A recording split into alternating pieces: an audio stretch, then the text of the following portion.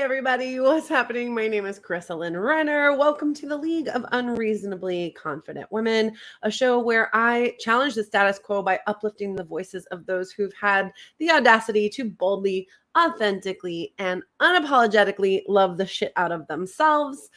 Today I'm doing a solo cast. I will have some more beautiful guests coming on starting next month, but in July I decided to hang out solo with you guys and channel some messages.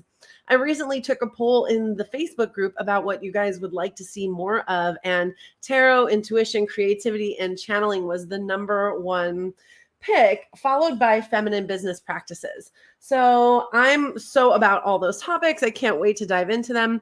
And so what I decided to do today, instead of creating an outline and structuring the show, I'm going to free flow. I'm going to do a bit of channeling here myself based on a tarot poll that I did this morning. And all I asked when I pulled these cards is, what should I talk about on the show today? And they came out with a really beautiful and cohesive pattern. So let's go ahead and jump in. If you love this show and you're enjoying it, feel free to share it out. Make sure you let me know you're here in the comment section if you're watching it live. And later on, if you're in the replay, let me know that as well. And let's dive in. The first thing you need to know about channeling is that it's important to manage your energy, have some energetic hygiene. So if you'd like to join me in just kind of grounding and centering for just a moment before I start speaking, I can tell right now in the intro, my voice is going really fast and my heart is a little racy and I'm excited. Some people might call that nervous, but I call it excited. So let's just take a moment and ground together so that you can receive the messages that your higher self has for you inside of the messages that my higher self has for me today. So I'm just going to close my eyes and take 3 deep breaths into my belly, softening my shoulders, in through the nose, out through the mouth. One more deepest breath of your day so far.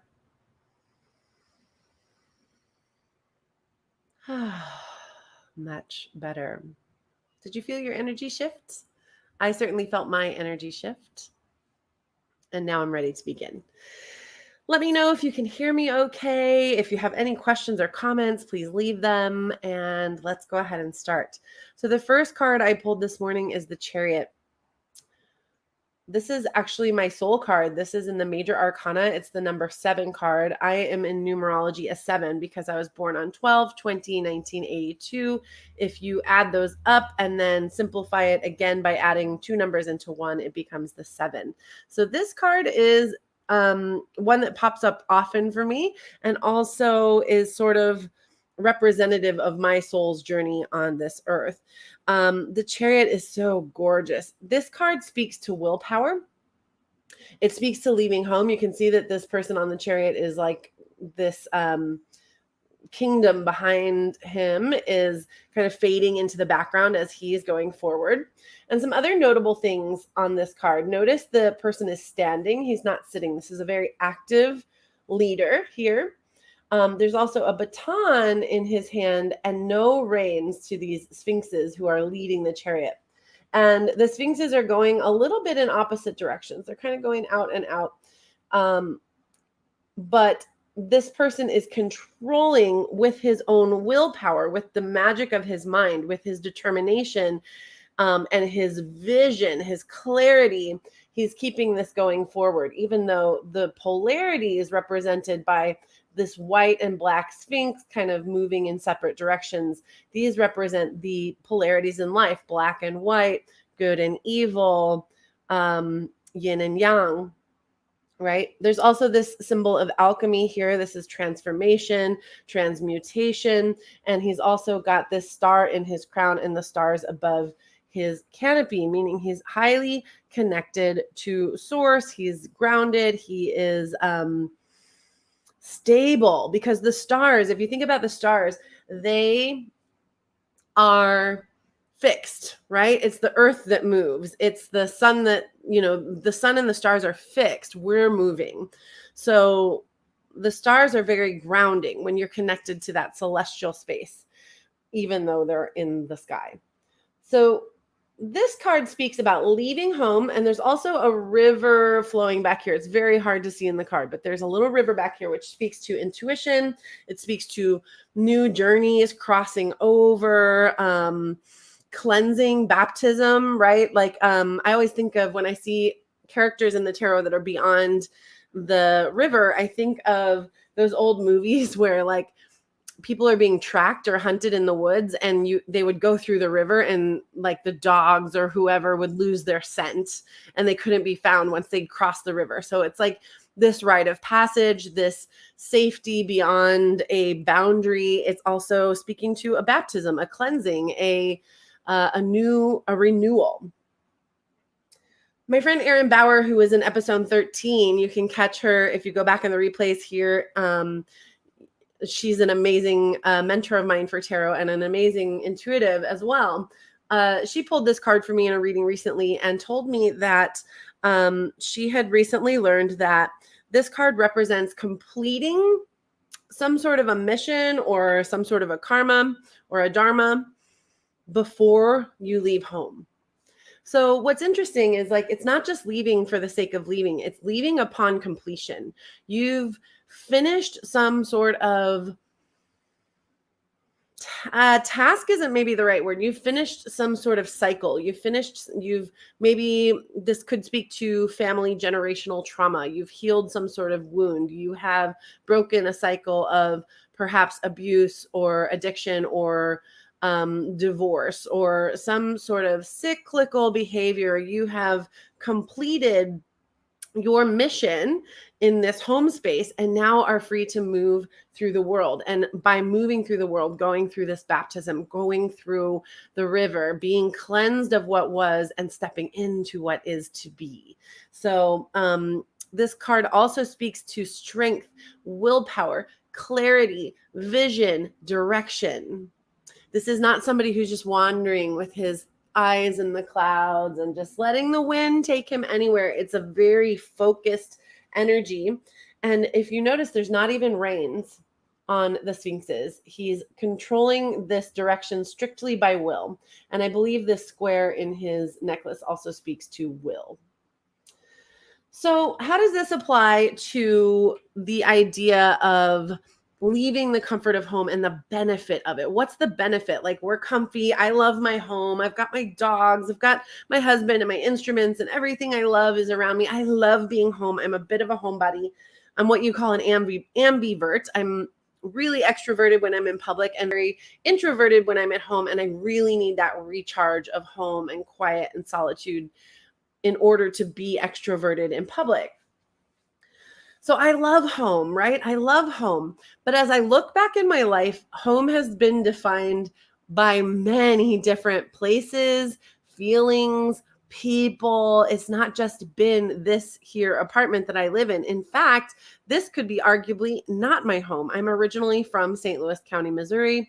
I have history in the Ozarks and in the Kentucky settlers. My heritage goes back to Europe, mostly like Anglican Europe, and some German and Eastern Europe places as well. So what is home? First, we have to define what is home. And then secondly, we have to define what is the thing that feels like it needs completion before you're ready to move on. Just in this lifetime here, I grew up in the suburbs of St. Louis, Missouri. I spent time living with my dad in the Ozarks. I moved to Miami for my college years. I moved to San Diego after that. And soon I plan on being back in that Ozark region, perhaps when there are family members involved in the picture, like young baby family members, new ones, because there's all this family and history there. But for me to leave that place, I needed to complete something. In this case, I think it was kind of high school, adolescence, rebellious teenage energy. And I left and went to college like many people do. That's such a rite of passage.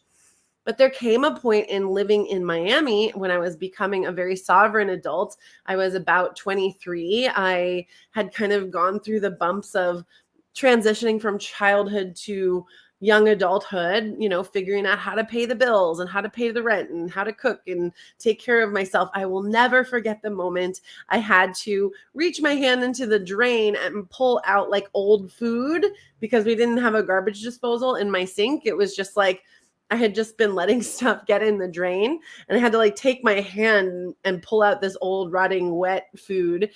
And I remember just this moment of being like, oh, this is what it feels like to be an adult. My mom's not going to do this. My mom's not going to do this for me, which was a terrible realization. But also it was like this moment of like, boom, level up. Oh, I got this. I'm here. I'm the one that has to clean out the drain. I have to clean up my own messes. So there was a time even in that lifetime in Miami, which I called home for 6 years, and I felt very at home there. And when I visit, I still feel at home there. That I felt it was time to journey beyond that and leave the comforts. It was tough. I left bandmates and friends and, this city that I adored, and I had to start fresh here in San Diego. And now as my time in San Diego starts to feel in my heart as though it's coming to the close of a chapter, it's really bittersweet. I'm looking forward. I can see that vision that the Chariot card has. I can see the vision. Here's where I'm headed. I can see it. I'm determined for it. I'm so excited for it. And yet there's this bittersweet energy of my home being behind me. And yet here I am headed back toward my home, my original home. So this is a lot about me, but I'm hoping you're hearing a little bit about you in this, because first of all, home changes depending on where you are, who you're with, and what you value. And second of all, you can see this kind of cyclical pattern happening where I left home in order to return home. So there is a journey, and each of these places that I've called home had an arc, beginning, middle, end. So I'm questioning to you today, where are you in your journey of home? Where are you in your journey, in your cycle of completion of dharma, karma, or mission or life path? Does it feel like it's time to create a clear vision of where you're headed and take action and go ahead and go through that baptism, that rebirth, in order to leave behind the old and begin the new? And in that process, can you welcome the duality of life? Can you welcome the dark and the light? Because notice on these sphinxes, the dark one has both black and white here on the collar, and so does this. Within the light is contained the dark. Within the dark is contained the light. The duality is what makes life so precious. It's what makes life so beautiful. Birth and death, sunrise and sunset, high tide, low tide. These themes are what make life so valuable, so beautiful, so contrasting, because without one, you can't have the other. You can't experience the sweetness of gratitude without the heartbreak of loss. So in your journey and in this rebirth, in this next leaving the comfort of home and starting on a new path that is focused, determined, and driven by will, can you welcome all that comes with it, the wholeness of dark and light that's going to be in any life journey? You can't avoid one or the other. They're both part of everything.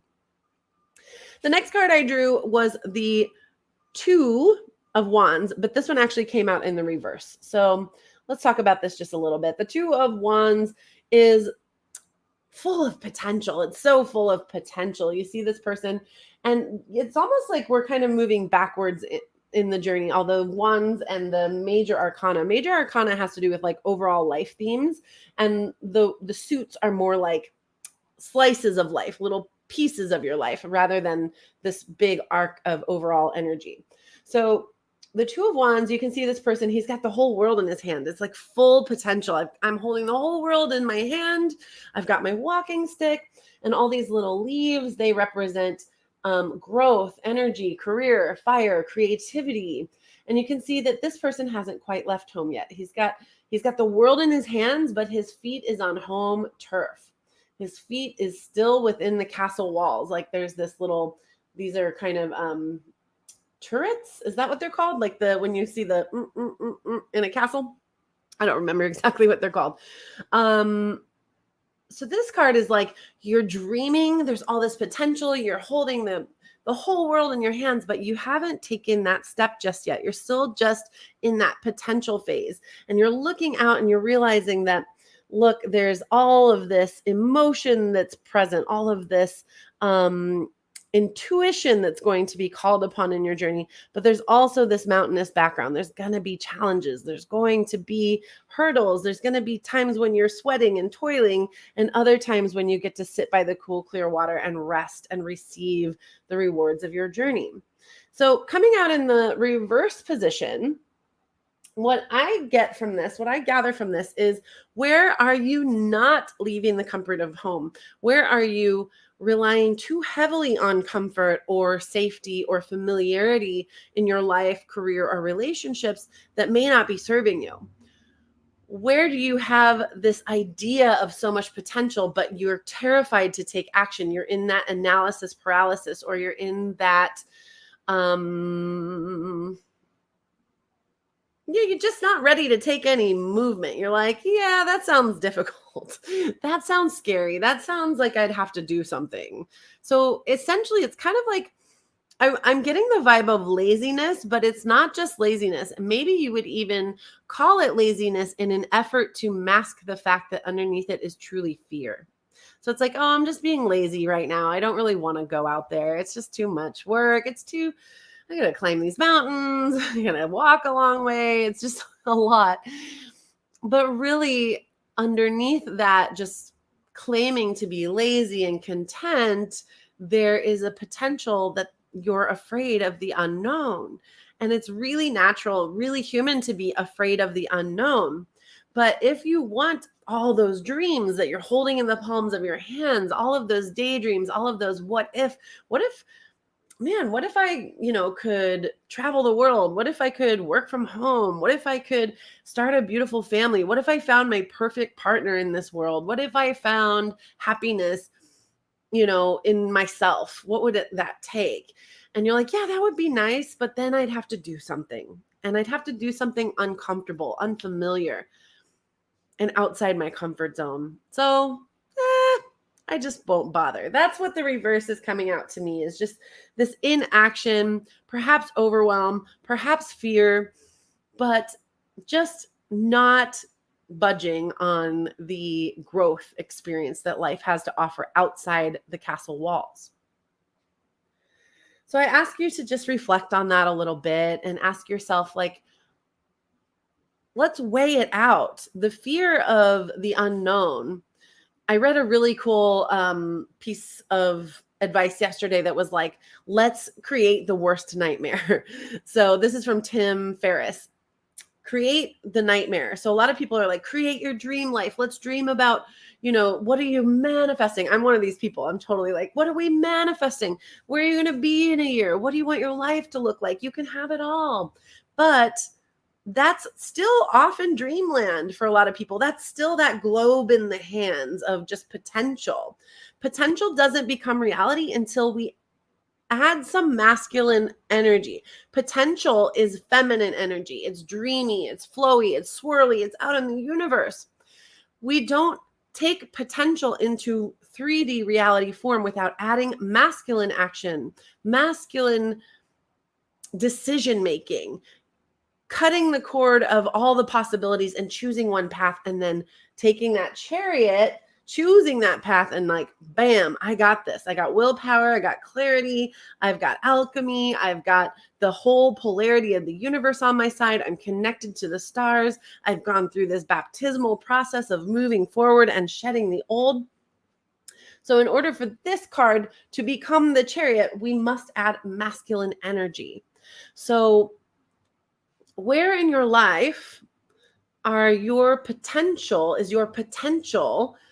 being allowed to swirl out in the ether, which is not a bad thing inherently? It only becomes a negative thing when we continue to let it swirl. We continue to let it be out in the ether without ever grabbing onto one of those ideas, taking it by the reins, and taking action on it. So where are you letting fear stop you from meeting the partner of your dreams, meeting the person who's going to help your career, meeting the goals that you have. The word meeting just keeps coming out. It could be a lot of circumstances. Meeting your full potential. That's really what it boils down to. Where in your life are you letting your dreams just swirl around instead of taking them by the reins? It's time for some masculine action on those feminine dreams. The last card we have today is the Four of Pentacles. Okay, look at this. So this person has left home, right? The city's behind him. He's got this crown on his head, so he's made some wealth for himself. It looks like he has a pelt around his shoulders, maybe an animal fur. These are all things that express wealth. He's got wealth. Look, he's got coins under his feet. He's got coins in his arm. He's got coins adorning his crown. He has gone out in the world and he has made something of himself. But look at the energy he's holding around these pentacles, which are earth energy. They are also money energy, wealth energy. They're made of gold. I think they're coins as far as I understand. So here's this guy. He's gone out. He's done the thing. He's done the chariot thing. He made it. He didn't get stuck in overwhelm. He grabbed one of those ideas. He went forward. He did the thing. And now that he has acquired some wealth, he's overly comfortable. First of all, he's kind of sitting down, chilling. And look at how he is clinging to this money. He's balancing it on his head. So this also can imply like he's thinking about it all the time, obsessing in the mind area about money, about wealth, about what he has acquired. Notice his heart space is also very closed off, but it's closed off by money, and it's got this gripping energy. He's holding it tight, holding it tight. And under his feet, instead of the ground that helps him connect to himself and source and Mother Nature and higher power, he's put this money between him and the earth. And he's standing on it, so it cannot go anywhere. He's standing on it. It can't go anywhere. This, my friends, is a card that speaks to scarcity mindset, lack mindset. This is a card that says, where are you clinging too tightly because you're afraid you'll lose everything? You've gotten what you want and now you're going to hold it to death. Now think about this in terms of a bar of soap. If you've got that bar of soap in your hands and it goes, like if you squeeze too tight, it's going to fling out of your hands, right?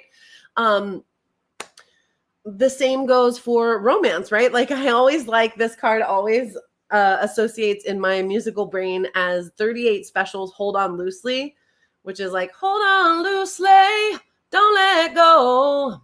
If you cling too tightly, you're gonna lose control, right? So if you cling too tightly, you actually are losing control. And when you have the energy of clinging, when you have the, see, this is channeling. Sometimes I gotta find the right words and slow down and breathe. When you have the inclination, when you are inclined to cling, it's when you're feeling out of control usually, right? If you're feeling out of control, you tighten the reins. You tighten the belt. When they say that about money, I got to tighten my belt. You grip, you start to be really protective of things and also controlling, because this really does speak to money. This card speaks a lot to money, but it could also speak to life circumstances or other people or relationships. Are you trying to control people around you? Are you trying to control the outcomes of everything? Are you trying to control other people's decisions? Are you not letting someone be their own person in a relationship? Are you being clingy in your relationships? Nobody likes clingy friendships. Nobody likes clingy partnerships. People want to be free to self-express themselves. And I don't know if you're somebody that's ever felt this, but if you've ever been in a relationship where your partner is clingy, someone who might not normally have a wandering eye, all of a sudden starts kind of going like, oh, what's out there? Let me look out there, because what's in here feels controlling. It feels trapped. It feels constrictive, right? So we actually, there's that old cliche saying that's, it's a cliche for a reason. It's true, right? Which is, if you love them, let them go. People, when they can choose of their own free will, and when they have the freedom to feel like they have sovereignty, decision-making power. They tend to come home happy and fulfilled and satisfied. They tend to come back to the relationship and bring more energy into it rather than starting to seek pleasure and companionship outside. Now, right now I'm kind of talking, it feels a lot, this conversation feels in my body much like a romantic partnership that I'm speaking of, but it can also be about wealth, because wealth and love are the same energy. Oh, I'm wearing the pink and green. These are wealth and love colors today. How appropriate. These are both energies of the heart chakra. They're both energies of the heart space, and they carry a universal abundance that is very similar in frequency. Love and wealth and abundance and joy all vibrate very high on the spectrum of emotions, and they are both kindred spirits, love and money. Now, if you're somebody who has a lot of scarcity mindset or a lot of history or hangups around money, and who doesn't, honey? We've all had our stories around money. I unravel mine every day. I work to undo my conditioning around money and self-worth and love. And am I lovable? Or do I receive love through money? That was a narrative for me a lot of times. Like, I didn't feel loved unless people were spending money on me. And that's a problematic mindset. Yes. So when we can start to unravel these and we realize that love love and money are the same energy, then we can realize that clinging to our money, just like clinging to our partnerships or clinging to that bar of soap, is going to actually create the opposite effect, where it slips out of our hands. It slips out of our control because we're trying so desperately to control it. Money does not like desperate energy, just as much as romance does not like desperate energy. So the key here to wealth, the key here to reversing this pattern of scarcity mindset, of lack, of closing yourself off to these opportunities, is to give more love. And in the case of money, give more love in the form of wealth. Meaning, even if you're not wealthy, I think wealth is a triggering word for many people. So because you're like, I can never be wealthy. There's a piece in our nervous systems as like regular folks that are like, I'm never going to be wealthy. Like, Jeff Bezos is wealthy. I am living paycheck to paycheck, or I've got a nice little nest egg, but I'm not wealthy. So there's a part of ourselves that don't necessarily believe ourselves to be wealthy. So perhaps there's a ladder effect. Like, I am wealthy being the top rung of the ladder, and I'm living paycheck to paycheck being the bottom rung of the ladder. We want to start climbing that ladder one rung at a time. And one of the ways to begin to let go of that scarcity, to let go of that and let the energy of money flow, because flow is where abundance lives. When you lock down, when you close off, when you hold too tight, you restrict flow. And money likes to be in flow. It loves the energy of flow. It likes to be exchanged. It likes to provide fun. It likes to expand you and give you life experiences. If we start thinking about money as a person, then we start to understand we need to leave the comfort zone of home in our financial lives as well. So that means perhaps starting to donate, or to buy a coffee for your favorite tarot reader, or buy, little things. You can donate $5 a month to your favorite charity. You can support a musician's Patreon or a friend's Patreon. You can support small businesses by buying little teeny tiny micro products for $27. Like, y'all can find $27. You can find $5 or $10. You don't need to be a millionaire to start giving away money as though you're wealthy. A lot of people say, if I was Jeff Bezos, I could cure world hunger with my millions and billions of dollars. I think he's a billionaire. And it's true. They've done the numbers. Like, if they broke down his personal income, gave away this certain percentage, he has enough money to basically cure hunger, at least in the States, if not throughout the world, and still make millions upon possibly billions of dollars in profit every year. So if he were to donate that much money, and everybody wants to take this stance, like, well, if I were him, I would put that money to good instead of being selfish. And everybody wants to think that they know what they would do with that amount of money. And the truth is, the only way you know what you would do with that amount of money is to actually start living and embodying that person now. So if your comfort zone is making the amount of money you have, paying your bills, using what's left over to go to the bar a couple nights a week or to go out to eat with your friends or whatever it is you spend your money on, video games, nobody cares what it is. As long as it makes you happy, it's a good use of your money. But perhaps if you're standing there judging someone with more money about how they would spend it, perhaps it's time for you to start spending your money in the way that you think others should. But we get caught up that because I only have $250 in my bank account, I can't make a difference in this world. And that is wholly untrue. I know several people online that have a little Cash App or a Venmo in their Instagram profile. And it's like, buy me a coffee. You know, when you do that, when you send $5 to somebody, it feels really irrelevant. And I can speak to this as a musician, as a tarot reader, all of these things. It seems almost cheap. You're like, oh God, I'm only giving $5. Like, oh, like I feel like I need to give more. But the truth is that it's an energetic exchange. It's an exchange. It's an acknowledgement. It's love. You're sending love into the world. And when you send love into the world, there's nothing bad that can come of it.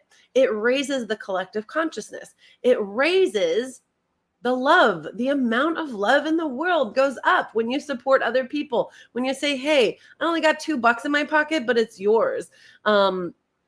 I had this moment the other day at a food truck fair. I had $2 and some change from ordering a pizza at a wood-fired pizza truck. And I asked if she had a tip jar and she said no. And I just like stuck the $2 on the counter. And as I walked away, I had this moment. I was like, there's two people back there cooking and they're each going to now get $1. And it's like, what's the point? Why did I even leave a tip? She said, I don't have a tip jar. And then I'm like, here's $1 for you each. And I had this moment of like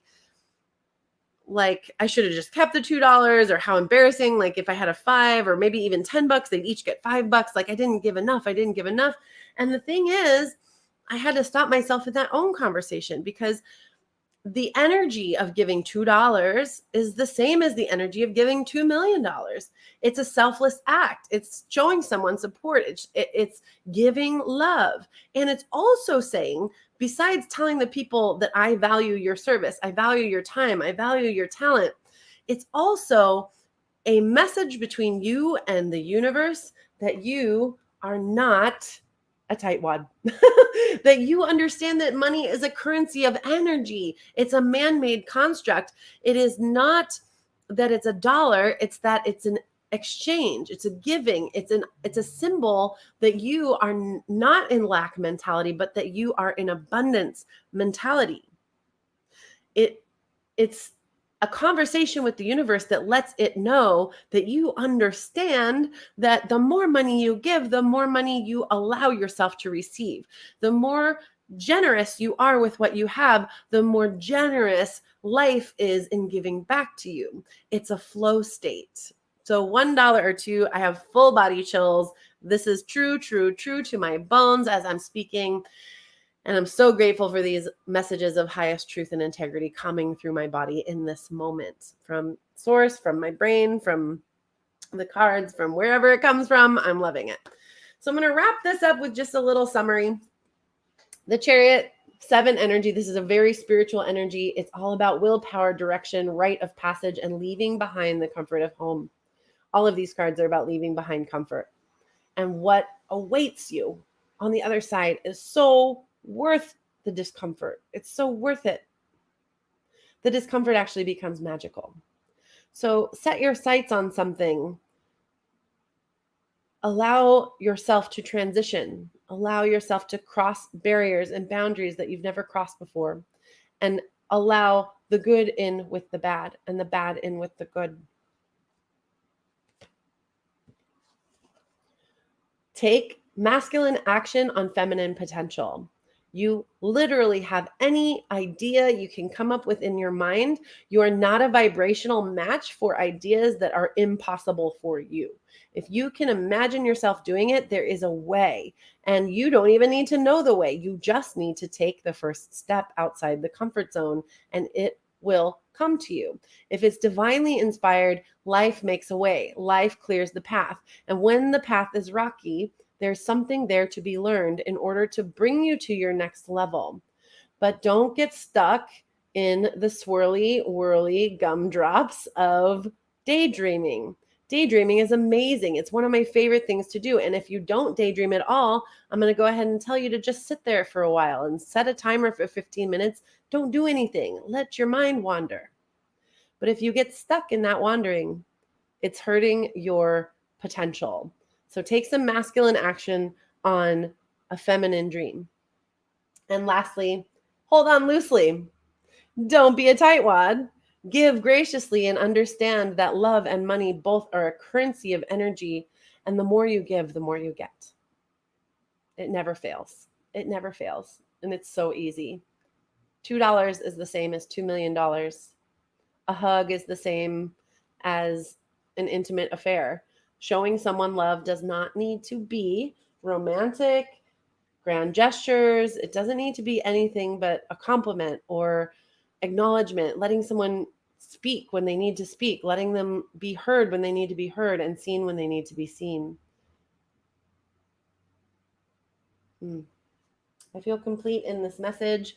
I wish you all the luck in the world as you move outside of the comfort of your home and define what home looks like for you and for your future. I love you so darn much. Thank you so much for being here. And here's our fancy outro. Thank you so much for tuning in. I really hope you enjoyed today's episode. And remember, if you did love what you received today, please be generous with it. Share it out into the world. Tag a friend who might want to hear it as well. And help me end up not in the spam folder of the internet, but rather in the hands and ears of somebody who could really use this and love it as much as we do. We're live every single Friday here on Facebook at 12 p.m. And there's an exclusive community you can join to get all the behind the scenes action. Link is in the comments below. I'll see you next week. Thank you so much.